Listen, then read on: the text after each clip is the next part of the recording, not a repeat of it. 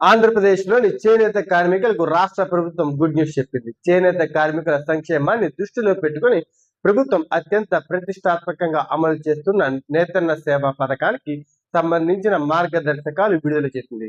జాతీయ చేనేత దినోత్సవం సందర్భంగా ఆగస్టు 7న ఈ పథకం కింద అర్హులైన ప్రతి చేనేత కార్మికుని బ్యాంకు ఖాతాలో 25,000 రూపాయల ఆర్థిక సహాయాన్ని జమ చేస్తున్నారు. ఈ మొత్తాన్ని డీబీటీ ద్వారా నేరుగా లబ్ధిదారుల ఖాతాల్లోకి జమ చేయనున్నారు. రాష్ట్ర వ్యాప్తంగా ఈ పథకం ద్వారా 51,952 మంది చేనేత కార్మికులు లబ్ధి పొందనున్నారు.